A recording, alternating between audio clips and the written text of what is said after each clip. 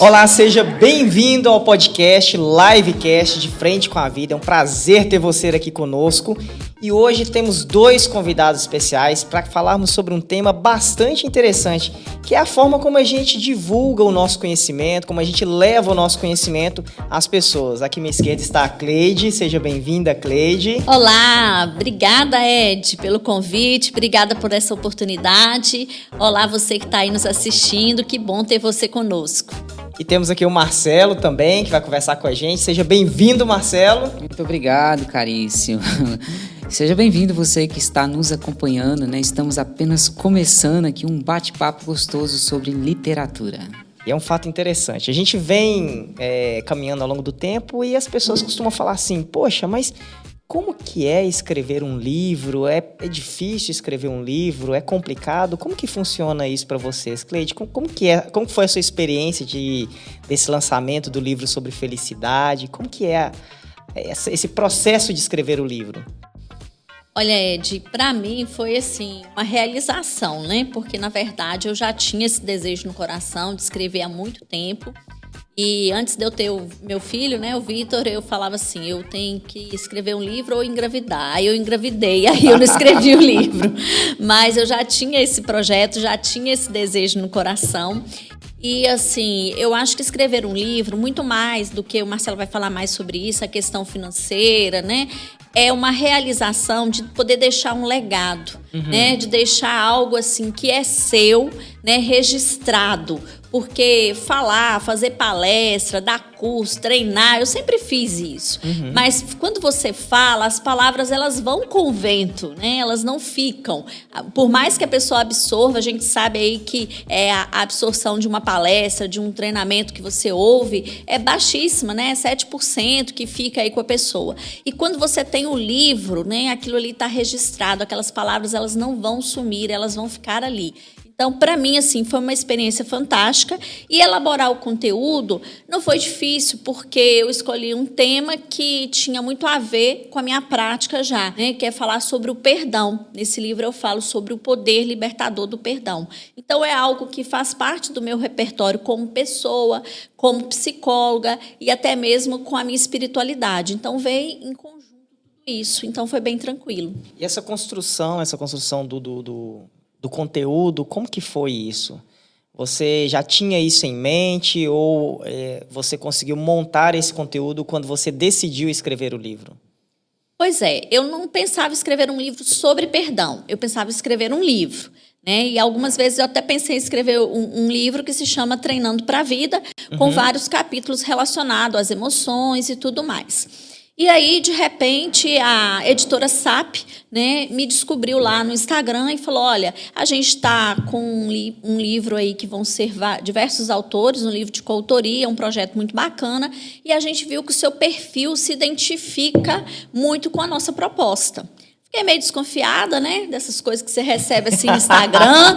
E eu ainda recebi isso, eu estava viajando em janeiro. Você recebeu via Instagram? O primeiro contato deles foi via Instagram. E eu estava em viagem, eu estava lá em Ilhéus e falei assim, poxa vida, como assim, né? Olha. Acho que esse negócio é golpe. Aí a gente já fica meio assim, né? Então, quando eu cheguei de viagem, que eu fiz contato, pedi para me mandar as informações por e-mail e tudo, e fui conversando com o Marcelo, que é o meu mentor de livros, né? Porque o Marcelo já tem uma expertise nessa área, com relação a editoras e tudo, e ele foi me ajudando. E quando eu vi a proposta desse livro, eu até comentei isso com o Marcelo, que diversos temas que tinham aqui nesse livro eu poderia escrever. Por quê? Porque o livro O Poder da Felicidade, ele traz um ritmo de neurociência, que é algo que eu gosto, né? Vários temas dentro da neurociência. Ele traz, assim, também a questão muito voltada para a inteligência emocional, para a gestão das emoções, para o sucesso, para a disciplina, para várias coisas que está dentro da minha abordagem. E que são assuntos necessários no dia a dia de qualquer pessoa, né? Com certeza. E aí, quando eu vi também a cor da capa, Né? O modelo da capa, o título, eu falei, não, esse livro foi feito para mim, isso é um presente que eu estou ganhando. E não estava sabendo que eu ia ganhar. Por quê? Né? O amarelo, a corzinha que tem aqui, tem muito a ver com a minha logo, que é a logo do Espaço Treinando para a Vida. Então, eu me vi no livro, sabe? Então, foi muito importante para mim isso. E aí, eles mandaram aqueles diversos títulos dos capítulos, alguns já tinham sido selecionados, mas ainda tinham muitos, porque são 32 capítulos. E eu falei assim, não, eu poderia escolher esse, ou aquele outro. Mas quando eu vi esse, o poder libertador do perdão, o que eu pensei? Eu vou poder fazer essa junção da minha experiência pessoal com o perdão, porque eu passei por um processo de perdão em vários momentos da minha vida, fortes. Eu vou juntar com o que eu conheço da ciência sobre o perdão, e também vou trazer a minha espiritualidade de alguma forma nisso. Então, você conseguiu canalizar a sua experiência de vida para dentro do livro. Sim, sim. Ótimo, ótimo. E aí, assim, eles, né, te dão todo o suporte, te enviam, né, a quantidade de páginas, o que você vai escrever, tem um projeto, né, e você tem que seguir ali aquele projeto. Mas aí, quando eu escolhi esse tema, ficou mais tranquilo. Por quê? Como eu aplico no consultório, por exemplo, a gente tem que ter uma atividade aqui que seja de sua autoria. Eu já tinha essa atividade, porque eu já aplico ela há anos, que é a lista do auto-perdão e a carta do perdão. Então, eu já tinha a atividade para colocar. Falar sobre o que é o perdão, eu já tinha isso escrito. Eu tenho um método chamado Mapa da Felicidade, que lá eu tenho, o P é perdoar, e eu já tenho textos sobre o perdão. Então, eu tive que alinhavar isso aí, mas, no fundo, eu já tinha um pouco disso pronto, né? E esse conteúdo de perdão é algo assim extremamente relevante, né? Eu costumo dizer que a pessoa hoje que ela não aprende a perdoar, ela não aprende a ressignificar as experiências, ela está fardada ao grande desafio, né, Marcelo? Exatamente. Eu sou até meio suspeita de falar, né? Mas tipo assim, eu já estou quase terminando o livro. Até esses dias eu mandei uma mensagem para a Cleide, falando para ela que me surpreendeu muito o livro, né? Porque são vários. Esse formato é um formato novo no mercado, assim, de você reunir vários autores numa única obra, né? E você corre o risco de não ter a mesma qualidade, porque são várias pessoas, perfis, né, conhecimentos diferentes. Mas esse livro realmente está fantástico, porque eu já li mais ou menos dos 36, né, que você falou? 32. 32, deve estar faltando uns 7 ou 8 para mim ler. E, sem exceção, todos os autores que colaboraram nessa obra foram muito felizes nas colocações que fizeram, né? E tudo está em torno mesmo da questão da felicidade, né? Para você obter a felicidade, existem caminhos, né? E é incrível, porque parece que todos estavam se conversando, porque tudo leva para um único lugar. Então, é um livro realmente muito bom, né? Mais uma vez, eu parabenizo a Cleide por fazer parte dessa obra, pela colaboração que ela tem dentro desse livro. E acredito que, realmente, nos tempos que nós estamos vivendo hoje, né, além de ser um grande legado para o futuro, é muito útil para aquilo que nós estamos vivendo no tempo atual, né? E o sentido salvífico do sofrimento humano, esse livro que você escreveu, é um livro que condensa uma jornada muito grande, que você conseguiu colocar aqui em páginas. Conta um pouco para a gente sobre essa jornada que você fez, que chegou nesse livro. Então, esse livro não é o primeiro, né? Ele é o terceiro livro que eu escrevo. Já escrevi 2 outros livros. O primeiro é O Grande Segredo de Fátima, que é um livro que eu comecei a escrever enquanto eu morava em Portugal ainda. Durante 4 anos eu morei em Portugal, e eu tinha lá um programa que eu era diretor do programa, também editava. E tinha um padre que era ali da região mesmo, de Leiria, e que conhecia muito bem a história dos pastorinhos de Fátima, conhecia a história, né, das aparições, as mensagens. E eu, durante 4 anos, me imbuindo de tudo aquilo, e me vi na necessidade de escrever um livro, porque aqui no Brasil havia até hoje, né, muito grande as devoções voltadas para Nossa Senhora de Fátima, né? Existem vários títulos de Nossa Senhora, inclusive no Brasil, Nossa Senhora Aparecida, né? Tem até uma brincadeirinha que o padre Jonas, o Monsenhor Jonas Abib, quando ele ia em Fátima, ele falava assim que eu estou vindo aqui pedir a intercessão de Nossa Senhora Aparecida em Fátima, né? De certa forma, ele estava envolvendo Nossa Senhora Aparecida, mas foi um jogadinho de palavras, mas que dá muito certo. E aí eu escrevi esse livro porque eu via que muitas pessoas aqui no Brasil eram devotos de Nossa Senhora de Fátima, mas não conheciam a história que estava por detrás, né? Porque o grande segredo de Fátima não está nas polêmicas que a mídia dava ênfase, que eram as questões se a mensagem, o terceiro segredo foi ou não revelado, né? Existe até hoje muitas controvérsias, inclusive dentro da própria igreja, né? Entre os próprios cardeais, você vê pontos de vista diferentes sobre essa questão, se foi ou não revelado, né? No ano 2000, durante a canonização da beatificação dos pastorinhos, o Papa revelou, né, o terceiro segredo, e muita gente ficou com aquela pulga atrás da orelha, é essa ou não a mensagem? E aí eu escrevi esse livro para poder desmistificar um pouco essa coisa que a mídia tinha colocado, de que o grande segredo de Fátima era a questão do segredo, e não era. O grande segredo de Fátima estava na espiritualidade dos pastorinhos, né? E Nossa Senhora ensinou aqueles pastorinhos como se chegar ao céu através do sofrimento. E esse livro você lançou em que ano?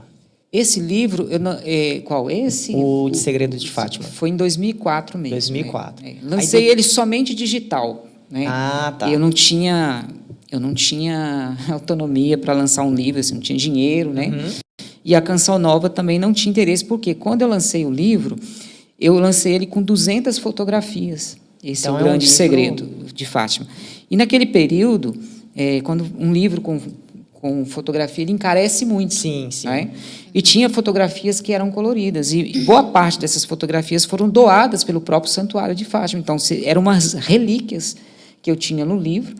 E que se fosse impresso de outra forma, perder a qualidade aí depois, de tudo, né? Já entra um pouquinho no lance que a gente vai conversar um pouco mais para frente, que é a questão dos custos, né? Então, encarece o custo para quem vai investir. No caso, qualquer editora que abraçasse o livro teria que esbolsar mais dinheiro, e encarece também para o consumidor final, porque ele vai pagar mais caro pelo livro. E nós temos uma cultura no Brasil, que infelizmente se difere muito da Europa, é que nós não temos hábito de leitura, e, principalmente, o público católico não gosta muito de investir financeiramente na literatura. Então, e na Europa isso é tão gritante assim a diferença, Marcelo? É muito gritante. Por exemplo, Sério? vou dar um exemplo. Quando eu cheguei na Itália, porque eu morei um tempo na Itália, e no meu primeiro dia eu fui ao supermercado comprar pão, né? E era até uma dinâmica da casa, para a gente poder aprender o italiano, a gente ia sozinho. E na frente do supermercado tinha um mendigo, né? Ele estava assim, bem agasalhado, mas bem sujo, e ele estava lendo um livro que dava, se juntássemos 3 ou 4 desse aqui, talvez não chegaria à grossura do livro que ele estava lendo. E aí eu comecei a perceber que até os mendigos, você entra no metrô, está todo mundo lendo. Então, eles têm hábito de ler livros. Então, a leitura faz parte mesmo da vida do europeu. Você encontra pessoas lá de rua, gringos, que têm conhecimento que você não tem. Olha. Porque a cultura, né, e sem contar essa parte da própria escola que incentiva muito, né? Então, assim, é um universo bem diferente do nosso, em termos de literatura, né? Está melhorando no Brasil, mas está muito aquém do que é lá fora, né? Inclusive, eles conhecem mais a história do Brasil, lá em Portugal, por exemplo, mais a história do Brasil do que nós brasileiros. Por quê? Porque a gente não tem hábito de estudar, né? Então, essa é a história do primeiro livro, né? E aí, em 2005, já tinha retornado ao Brasil, ainda morando na Canção Nova, eu comecei a viver um turbilhão de problemas interiores, né? Era problema do lado da família, era problema no meu físico, porque eu adoeci, eu tive um problema de coluna, derivado que eu era cinegrafista lá em Portugal também, então a câmera era muito pesada, então eu comecei a ter um problema de coluna e tive que fazer uma cirurgia em 2005. Então, nesse momento, tinha muita coisa... Você ficou lá de 2004 e 2005? De 2001 até 2005, início de 2005, eu morei em Portugal. Então, você estava em Portugal de 2001 a 2005. Então, Isso. Você teve a oportunidade de absorver um grande conhecimento da cultura europeia. Sim, tive, viajei muito, conheci muitos países, né? E aí, ainda dando continuidade aqui no nascimento do livro, do Sentido Salvífico, aí eu comecei a perguntar para Deus, né, por que tudo aquilo estava acontecendo ao mesmo tempo. E comecei a ter também problema com a minha vocação na Canção Nova. Não com a minha vocação, eu sempre tive muita certeza da minha vocação à Canção Nova, mas eu comecei a ter atritos dentro da Canção Nova por causa das coisas que estavam acontecendo ao meu redor. E aí eu perguntava para Deus, mas como assim, né? Eu ali na faixa mais ou menos dos 30, 40 anos, e eu perguntava para Deus por que tudo aquilo estava acontecendo ao mesmo tempo, né? É a pergunta que todo mundo faz quando você está diante do sofrimento. E nessa vibe toda aí, eu tive a oportunidade de ir para a Polônia, fazer um documentário sobre Jesus Misericordioso. Estando em Cracóvia, que é onde está o Santuário da Divina Misericórdia, onde Faustina morava, né, que foi a precursora das mensagens, que escreveu o diário, né, de Jesus Misericordioso, eu tive uma experiência muito forte com Deus numa noite. E eu estava ali a trabalho, em peregrinação, e tinha um padre que estava, né, guiando o grupo, e eu fui até o padre, partilhei com ele o que havia acontecido, e o padre falou, não, se você teve, foi uma experiência diferente do meu dia a dia, da minha vida, da minha rotina de oração, então eu entendi que foi um momento especial. E nesse ambiente especial que eu estava vivendo, Deus falava no meu coração, que era para mim escrever todas as respostas que eu estava encontrando ao dar sentido aos meus sofrimentos. Foi essa frase. Ele nem pediu para me escrever ele não me pediu para escrever um livro, mas ele pediu para me escrever, né? Todas as coisas. Todas as respostas que eu já estava encontrando, essa busca que eu estava, essa sede de entender por que tudo aquilo estava acontecendo, né? Então, eu comecei a escrever. Vim embora para o Brasil, 2005, todinho escrevendo, escrevi bastante. Já estava conversando com a editora da Canção Nova para que esse livro pudesse ser publicado pela editora, já que não havia fotos, né?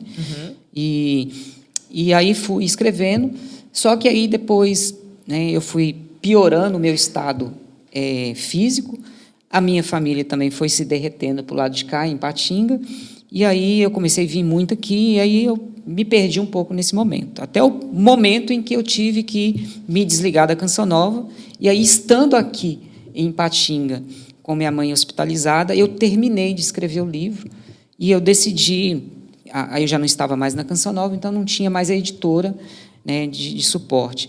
Eu apresentei o livro para várias editoras aqui no Brasil, das católicas e algumas outras não católicas, e das poucas que me deram retorno eram propostas inviáveis, né, muito inviáveis, e acabou que eu lancei o livro autonomamente. Uau! Então, em 2015, eu acabei lançando o livro aqui em Ipatinga mesmo, já estando aqui. E de forma totalmente independente. Eu mesmo editei, eu mesmo fiz a capa, eu mesmo diagramei, só não fiz a revisão de texto.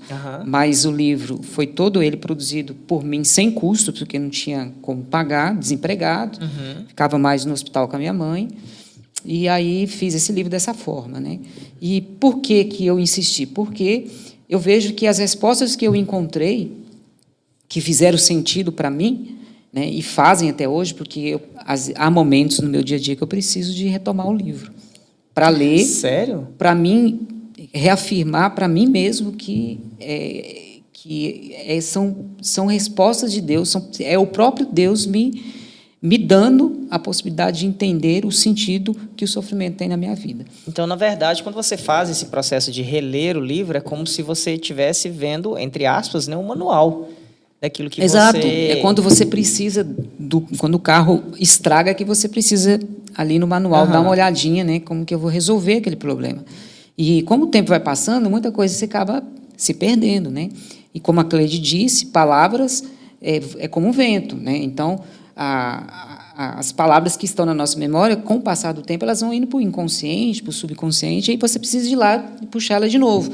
Então, você dá uma relida ali naquele tema que você achou que é necessário para aquele momento, e aí a gente revive de novo aquilo que é a proposta do livro, né? Que é dar sentido ao sofrimento humano. O nome do livro, ele é uma frase de uma encíclica do Papa João Paulo II, que é o Papa que mais se identificou com essa questão do sofrimento humano. Ele escreveu sobre isso, né, sobre o significado do sofrimento humano, e aí eu achei muito pertinente essa encíclica e essa frase, porque ela resume o livro num todo. Ela traz um contexto, né? Na verdade, o livro traz todo esse contexto do para que o sofrimento, né?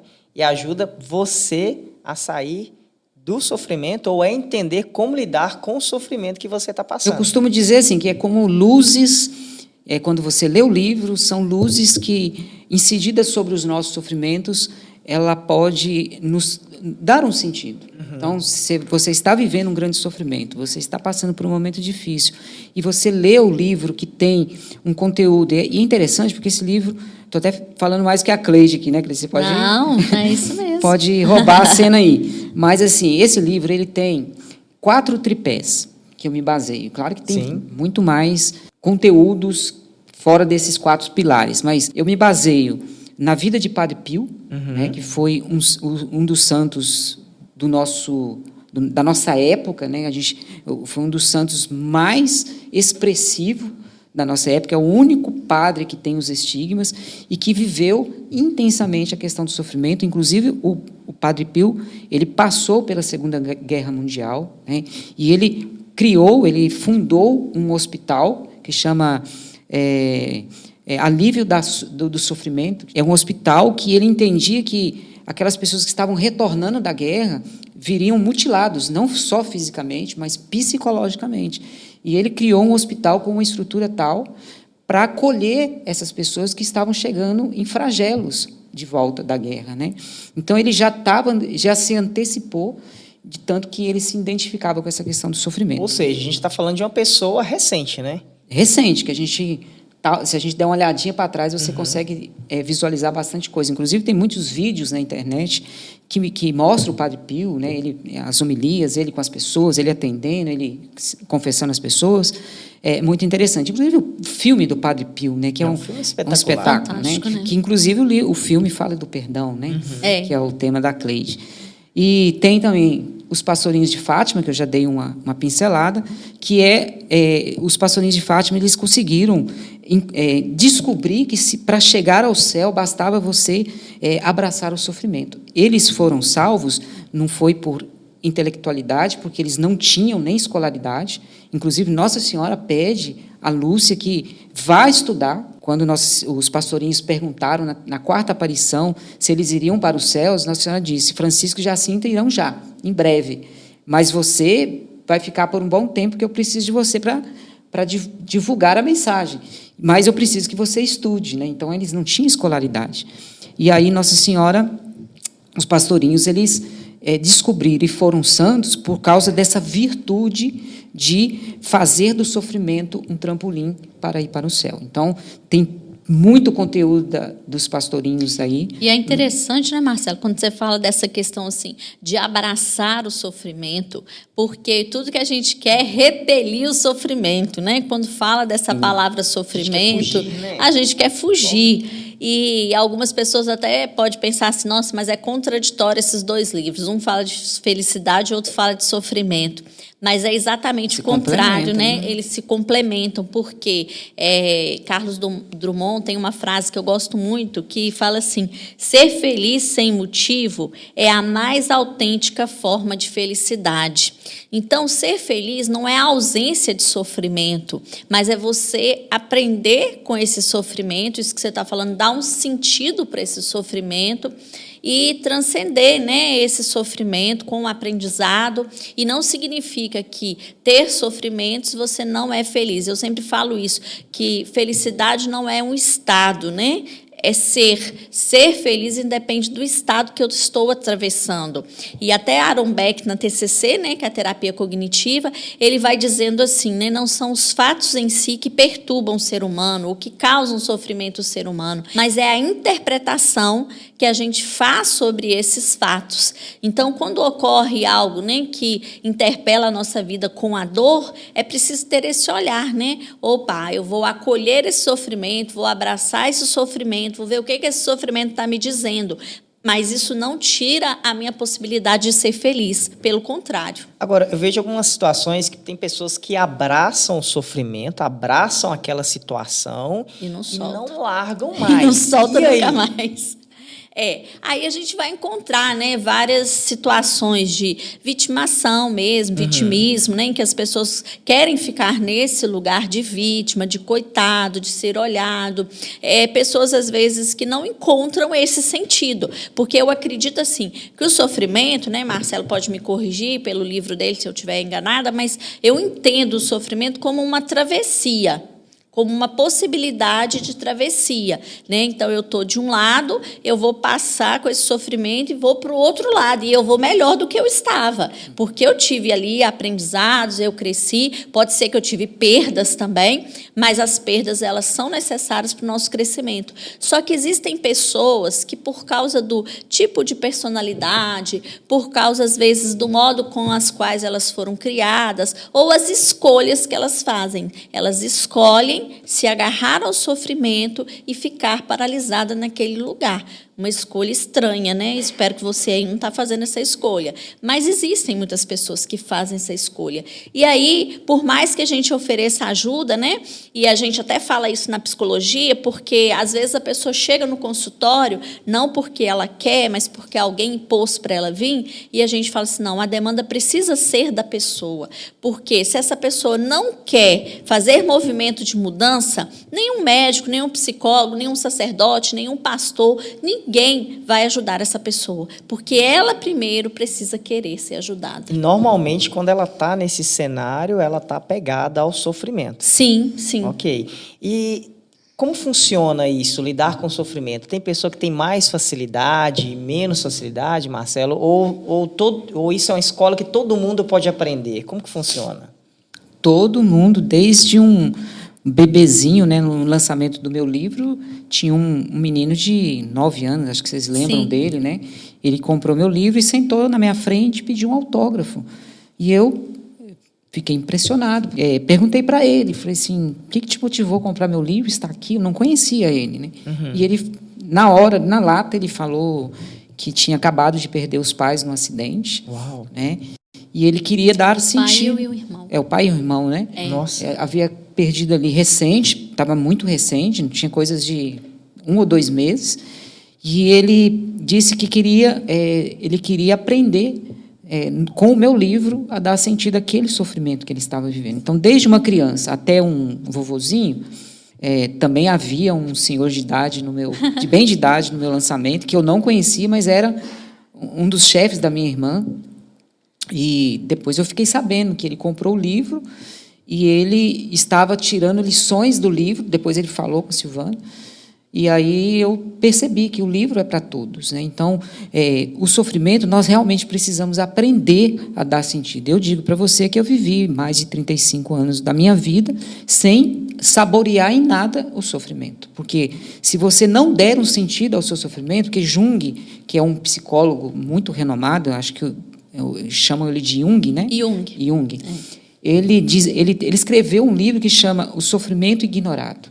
O que é o sofrimento ignorado? É aquele sofrimento que não encontrou o seu destino, que não encontrou o seu endereço. Então, o sofrimento ignorado é aquela pessoa que passa a vida inteira e não conseguiu dar sentido ao seu sofrimento. E aí, nesse caso, se ela não dá sentido, eu posso entender que a tendência é ela continuar a sofrer porque ela não conseguiu romper com o ciclo do sofrimento, porque ela não conseguiu aprender com aquele sofrimento e dar um sentido à vida dela. Seria isso? É um acúmulo de sofrimentos perdidos. Vamos imaginar assim, para ficar mais fácil.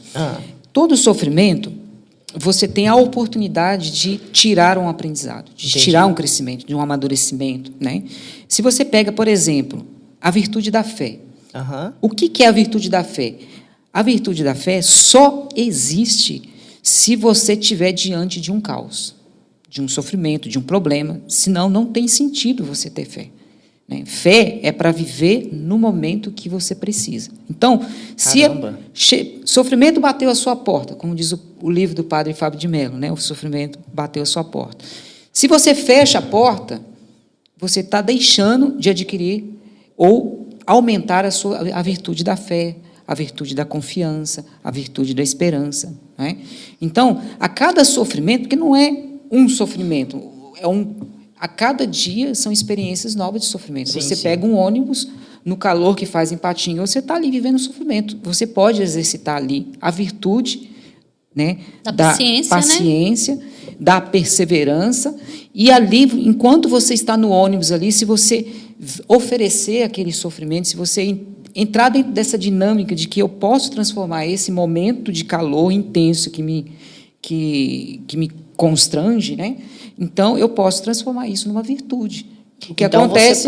você pode aquele estado que você está vivendo, você pode transformar aquilo ali, sair talvez de uma profunda tristeza para um sentido onde você possa estar mais feliz, estar mais, de certa forma, com um olhar mais focado no aprendizado. No fundo, a primeira coisa que acontece, você alivia o peso daquele sofrimento. São João da Cruz dizia que se você aceita o sofrimento com amor, ele se torna mais leve. Uhum. Então, se você não aceita, acho que o próprio padre Fábio de Mello, no livro dele, ele fala isso. Se você fecha a porta e foge, ao fechar a porta e fugir, você acaba correndo diante de um sofrimento ainda pior.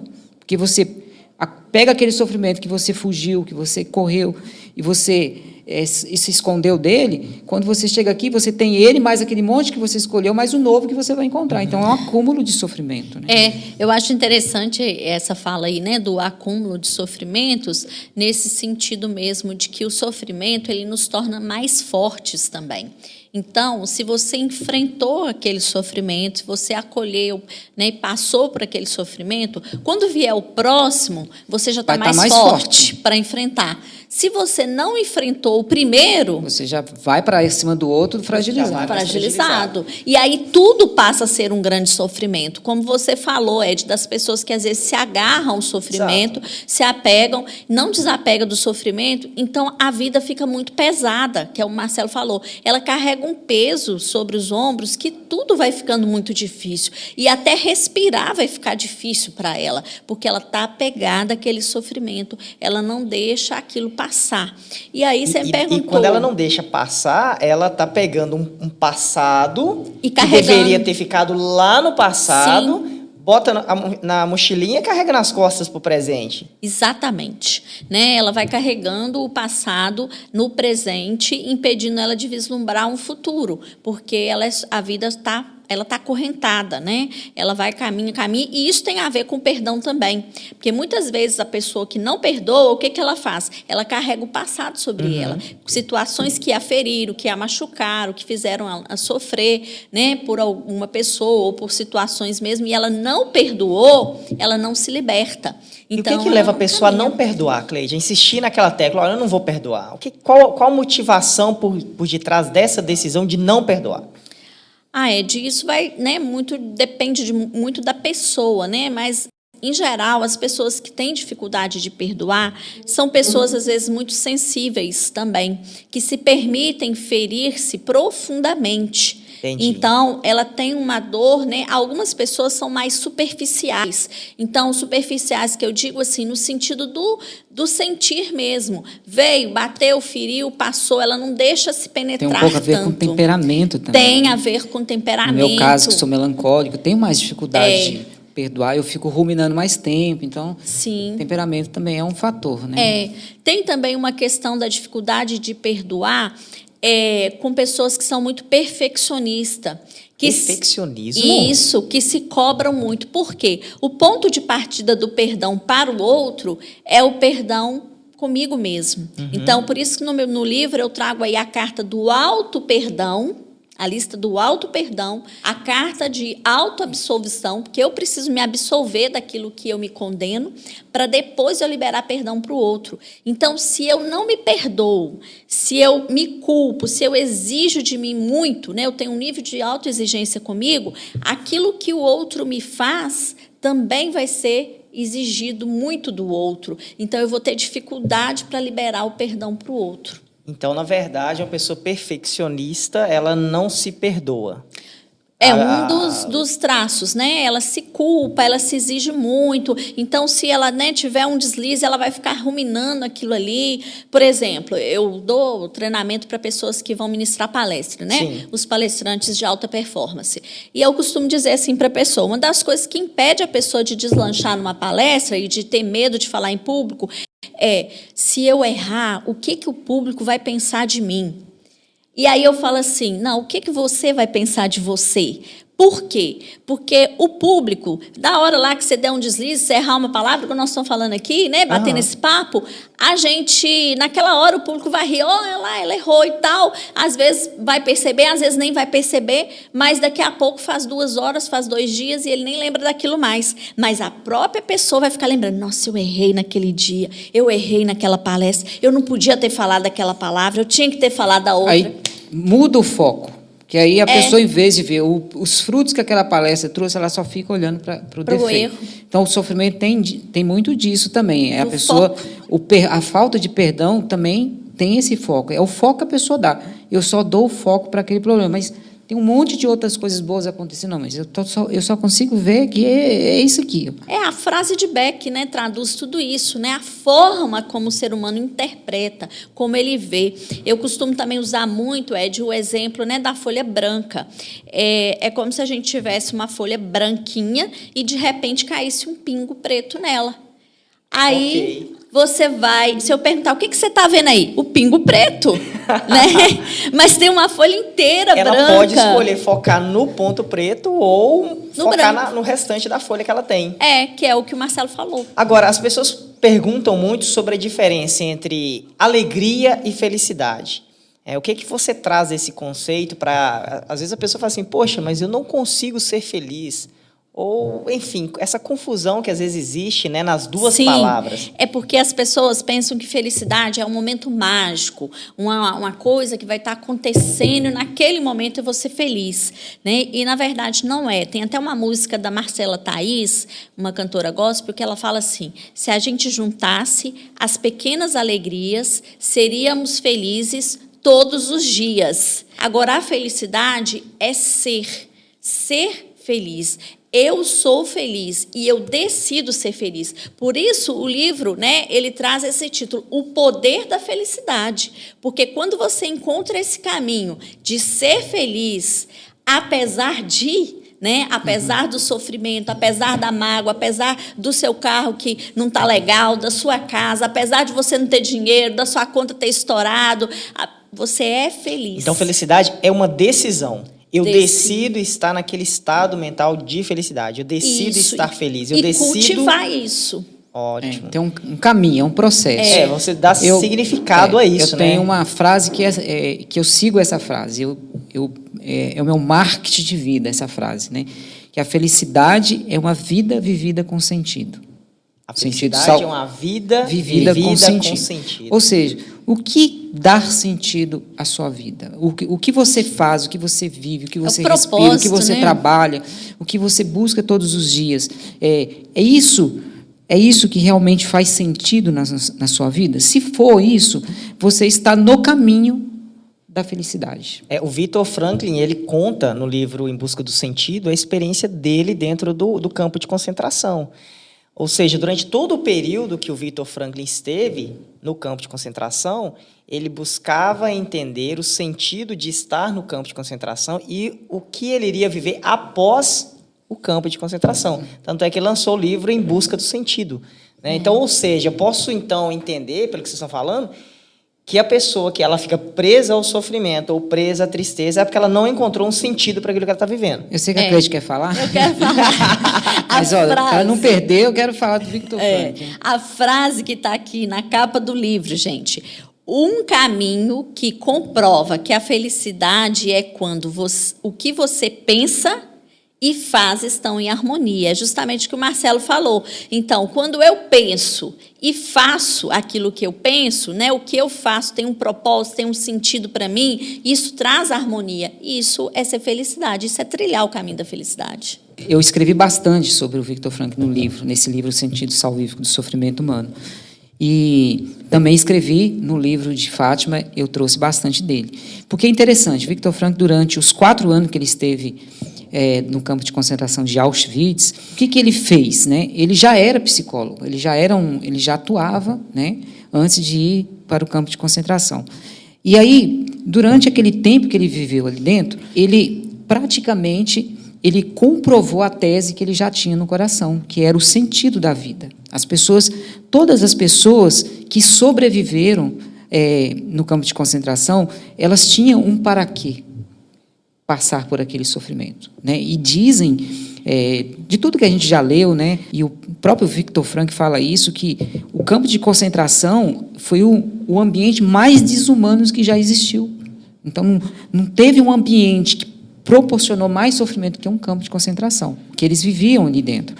E aí Viktor Frankl percebeu que quando os companheiros de cela dele, que também eram presidiários, eles se lançavam nas cercas elétricas, ele percebeu que aquelas pessoas que se lançavam à cerca elétrica eram justamente as pessoas que já não tinham mais um sentido para viver.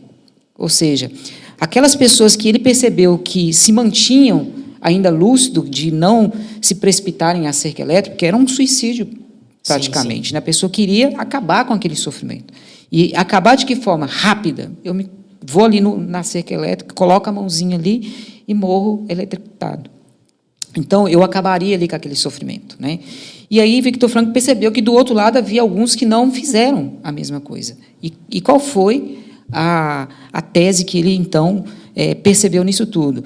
Ele entendeu que aquelas pessoas que sobreviveram foram aquelas pessoas que ainda tinham esperança de encontrar a esposa, de encontrar os filhos, de voltar àquele emprego que a pessoa tinha. Ou seja, né? Pensar além daquele momento. momento. Você tem um sentido. Na prática, é assim, ó, qual o sentido para uma pessoa ser feliz? Eu tenho que vislumbrar. Né? João Paulo II fala que o sofrimento é a base da redenção humana. Ou seja, para uma pessoa alcançar a felicidade máxima, que é, né, você ser salvo depois de passar por essa terra, né, para você alcançar essa felicidade plena, porque aqui na terra nós vamos ter picos de felicidade, que é as emoções e alegrias que a gente vai ter. Então, não adianta a gente querer ficar feliz o tempo todo, não. Eu diria diferente. Eu me considero uma pessoa feliz. Eu sou feliz, independente de quê. Só que, sendo feliz, eu posso estar triste, eu posso estar brava, eu posso estar chateada. Então, assim, tem dias que eu acordo que eu estou com vontade de chorar, que eu não estou com vontade de trabalhar, mas isso não altera eu ser feliz. Eu sou feliz, porque eu encontrei um sentido na minha vida, eu encontro um sentido no que eu faço, na minha existência. Apesar de ter dias que as coisas não estão do jeito que eu quero, de acontecer coisas que não são legais, de eu ouvir coisas, de eu ouvir críticas, né, de eu não ter dinheiro naquele dia, né, eu continuo sendo feliz, porque a minha felicidade ela está para além dessas coisas terrenas. Então, a gente pode entender que toda vez que uma pessoa ela fica muito presa a um sofrimento, uma situação que ela não libera perdão, ela está enxergando o ali, aquela situação. Ela não está conseguindo ver além da situação. Além do horizonte. Isso. Ela não consegue ver o sentido. Que é a frase de João Paulo II. Qual que é a base da redenção humana? Por que o sofrimento é a base? Porque se eu fico só olhando para o sofrimento, se eu fico só olhando para o meu umbigo, eu vou ver só dor, só trevas, só luta, só desgraça. Mas se eu vejo que se eu passar por esse vale de lágrimas, existe um paraíso do lado de lá, existe uma proposta de Deus, né? Santo Agostinho diz que Deus não permitiria o sofrimento se dele não tirasse um bem maior. Então, se a pessoa não consegue tirar os olhos da dor, do sofrimento ou da falta de perdão, ela não consegue vislumbrar o outro lado da história. Então, a pessoa precisa se decidir ali. É um momento de decisão. E falando em decisão, a pessoa também precisa aprender a decidir perdoar, né, Cleide? O Sim. perdão é algo que eu decido, eu preciso sentir, entrar naquele movimento todo para perdoar? Como que funciona Não, eu isso? até que eu trago no livro, né, o passo a passo do perdão. E um dos passos iniciais é o quê? Decisão. Eu preciso decidir. Não, eu quero perdoar. Ah, mas o outro não se arrependeu, o outro não me pediu perdão, o outro continua fazendo tudo comigo do mesmo jeito. O perdão não depende do outro, ele depende de mim. Eu não perdoo o outro porque ele é bom, porque ele me pediu perdão ou porque ele mudou. Eu perdoo porque eu quero ficar livre daquela dor, né, daquela ofensa, daquilo que me trouxe um desgaste. Então, é fácil perdoar? Não é. Mas primeiro eu preciso decidir, né? Depois que eu decido, aí eu vou dar os outros passos, né? Eu vou cultivar esses outros passos dentro de mim. Eu decido perdoar. Depois eu tenho um processo também a partir da decisão. Isso, não quer dizer que eu falei assim, eu vou perdoar, eu perdoei e eu nunca mais vou lembrar daquilo ali. Então, você que está nos acompanhando, olha bem essa situação. Não é porque você decidiu perdoar que a chave vira assim instantaneamente como um passe de mágica, não. Então, tem um processo no perdão. Processo de perdão, né, que você vai trilhar, e um processo, ele às vezes, né, demora, ele dói, ele sangra, mas no final você encontra essa paz interior, né? Ok. E quais as dicas você dá para pessoas que estão precisando perdoar e não conseguem liberar o perdão em determinadas situações? Eu acho que a primeira coisa é essa compreensão de que o perdão não é para o outro, o perdão é para mim. O perdão é para eu ser livre, o perdão é para eu atravessar a vida de forma mais leve, para eu não carregar peso, para eu não ficar acorrentado. Então, compreenda isso. O perdão liberta você primeiro, né? O segundo ponto, a decisão. Eu quero perdoar. Depois, compreender que eu vou trilhar um caminho de perdão. Não é da noite para o dia. Depois, lembrar que perdão não é falta de memória. Ah, eu não lembro mais o que a pessoa me fez. Não, eu lembro, só que eu lembro sem dor. Né? Eu compreendo que aquilo aconteceu na minha vida, foi um fato. Né? Eu fui lesado, ou eu fui abusado, ou eu fui, né, traído, eu fui abandonado. Mas aquilo não me causa mais a dor que eu tinha quando aquilo aconteceu. Por quê? Porque eu liberei perdão. A outra questão é isso, o perdão independe do posicionamento do outro. É claro que se o outro se arrepende, se o outro me pede perdão, se ele muda de vida, isso facilita o perdão, mas isso não é condição para o perdão. Esses dias eu estava conversando com uma pessoa que teve uma lá em casa e eu estava falando exatamente sobre esse ponto. Eu falei assim, olha, você precisa entender que você já pediu a graça a Deus, Deus já te curou, então está na hora de você deixar o passado no passado. Ah, não, mas eu deixei no passado. Eu falei assim, não, toda vez que você fala do seu passado, você traz assim como se fosse um orgulho aquilo tudo que você passou. Então, se você não virar a página, como que Deus vai fazer a parte dele? Você não quer largar o sofrimento, você não quer dar um sentido a isso e virar a página. E tem muita gente que fica preso, né, Marcelo? Para essas pessoas que estão presas, né, que não viram a página, o que você tem a dizer para essas pessoas? Eu diria o mesmo que eu fiz comigo mesmo. Eu daria o meu próprio exemplo, né? Primeira coisa que a pessoa tem que fazer é aceitar. Aceitar. Né? Aceitar. Ela tem que aceitar aquela condição, aquele sofrimento que hoje é vibrante dentro dela, ela tem que aceitar. Enquanto a pessoa não aceita, o sofrimento é certo. O sofrimento aumenta. Então, na verdade, o primeiro passo ela tem que aceitar o sofrimento. Enquanto eu não aceito, não tem o que fazer. Não tem o que fazer. A pessoa vai ficar ali, enquanto ela estiver com o coração fechado, ela fica... E de uma forma prática, o que seria aceitar o sofrimento? Como você traduz isso? Aí seria o segundo passo. Para a pessoa aceitar o sofrimento, ela precisa de estar em Deus. Por quê? Porque há certos sofrimentos que só estando em Deus a gente tem condições de compreender. Né? E só compreendendo eu tenho condições de aceitar. Então, se eu não vislumbro nada, não consigo ver a luz no fundo do túnel, eu não consigo palpar sequer, né, as outras coisas que estão acontecendo ao meu redor, só consigo ver aquele problema.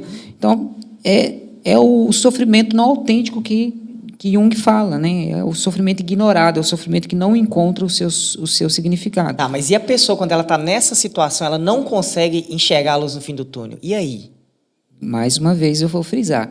O segundo passo seria a pessoa mergulhar em uma espiritualidade. Eu chamo de a espiritualidade do sofrimento. Eu tenho que trilhar um caminho, porque não é assim também como a Cleide disse, não é um piscar dos olhos. Eu escrevo aqui na última página do meu livro, que ao terminar de escrever o livro, eu coloquei, eu sou o primeiro aluno da escola do sofrimento. Sim, isso mesmo. Eu ainda estou aprendendo, e todos os dias eu estou aprendendo. Né? Como eu disse para você, às vezes eu preciso de reler o meu próprio livro para mim continuar caminhando, para mim continuar, né, acreditando e encontrando sentido aos meus sofrimentos.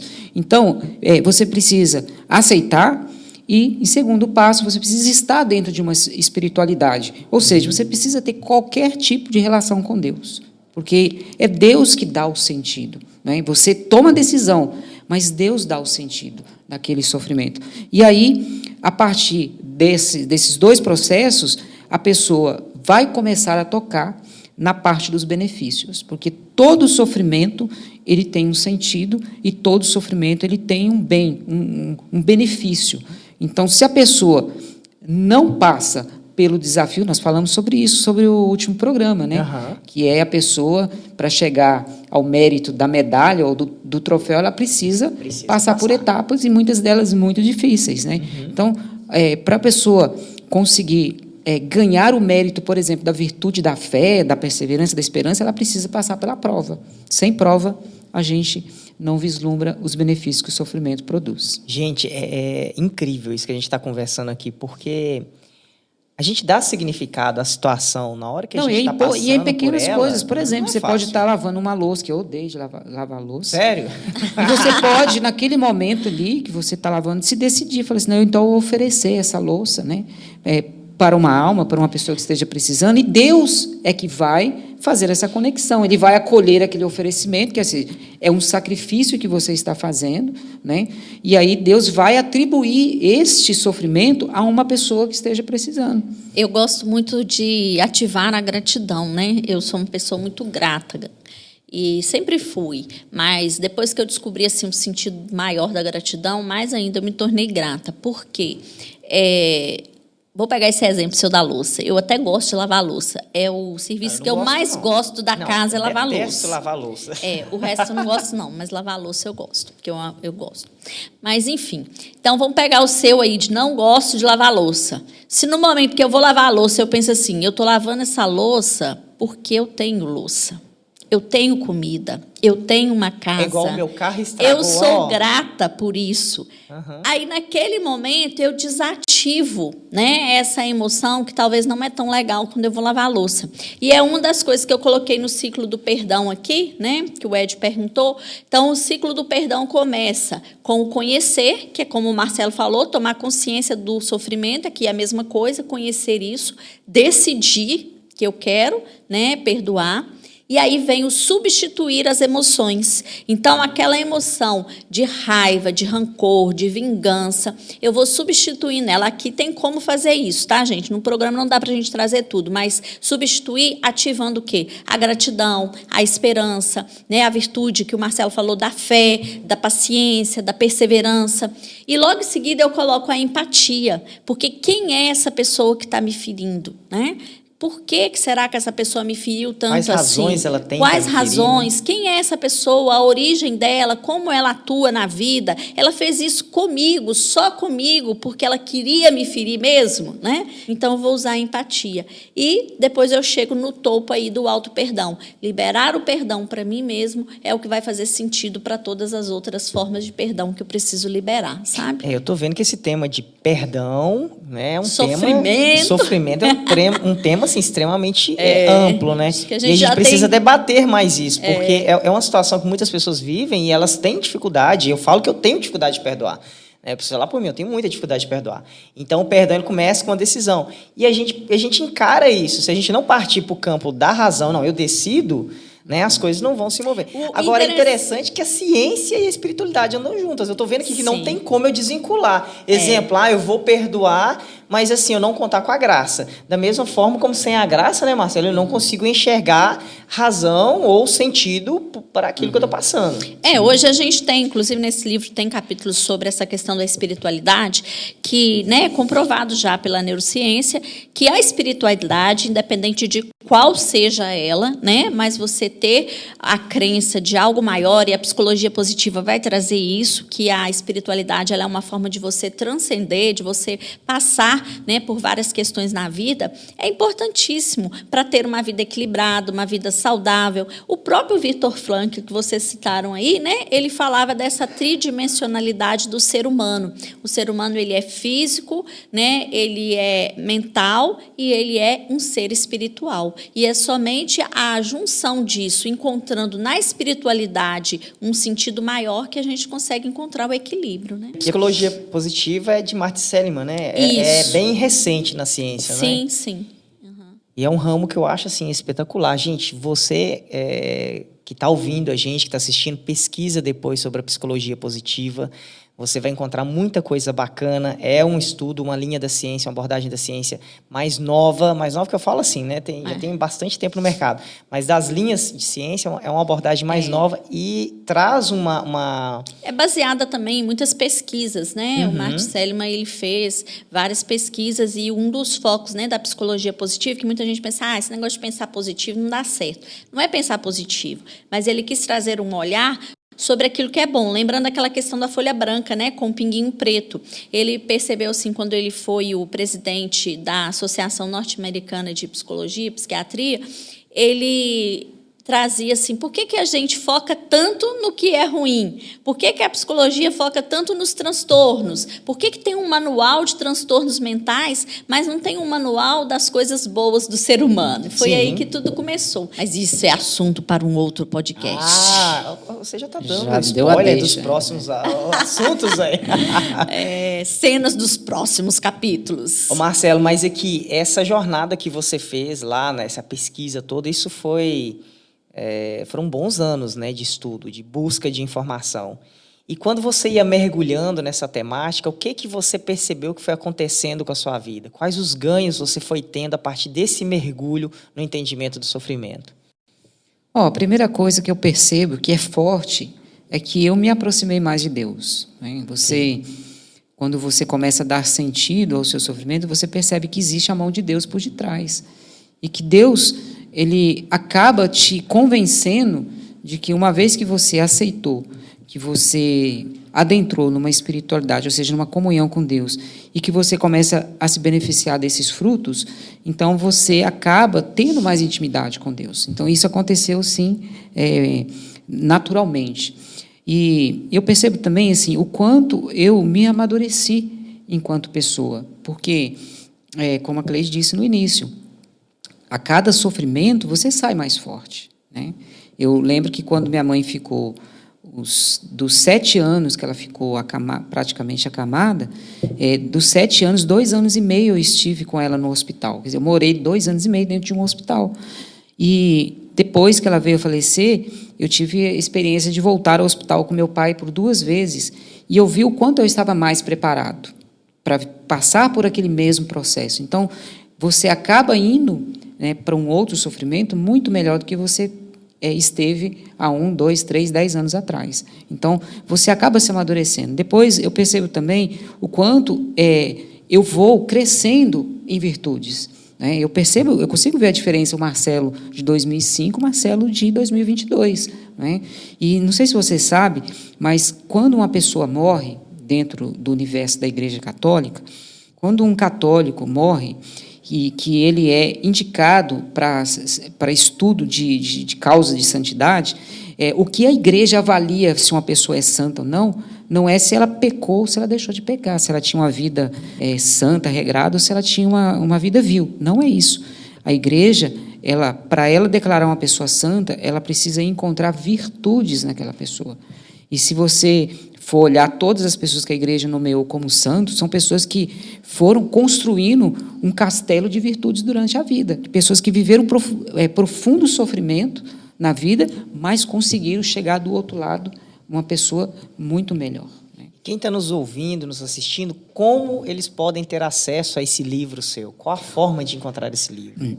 Então, o livro ele está disponível em inúmeros meios, né?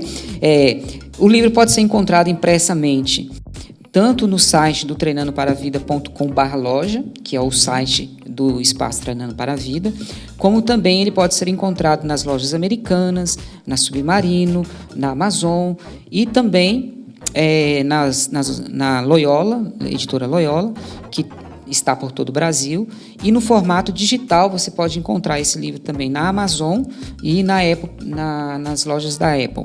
Tá? Então, eu que tenho Kindle, posso comprar seu livro lá? Você pode comprar meu livro de forma digital. Então, entrando lá também no meu perfil do Instagram, lá tem um link, você clicando nesse link, você tem acesso a todas as plataformas. Além disso, você pode ter acesso à expansão do livro, que é o programa Na Escola do Sofrimento, que é um programa que eu tenho desde 2016 que eu comecei esse programa.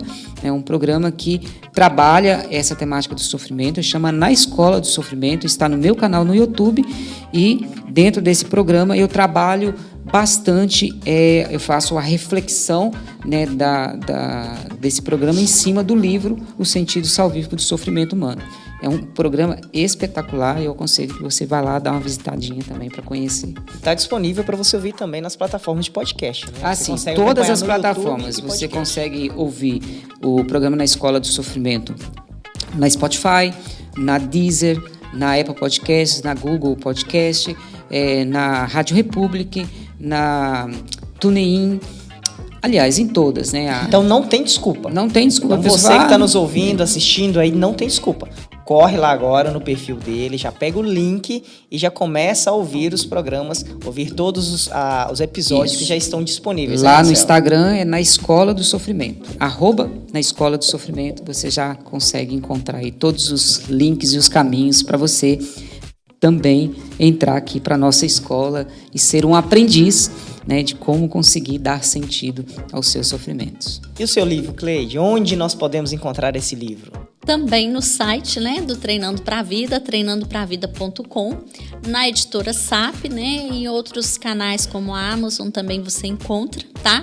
E também no espaço Treinando pra Vida, nós temos ele aqui, quanto do Marcelo, disponível. Você que é aqui da região, já quer vir e pegar o seu livro, já pode passar aqui que nós temos exemplares. E aproveita para conhecer o espaço, né? Isso, e aproveita. É onde nós estamos gravando aqui o nosso podcast. Para conhecer o espaço, conhecer os profissionais, tomar um café com a gente, né, Ed? Com certeza.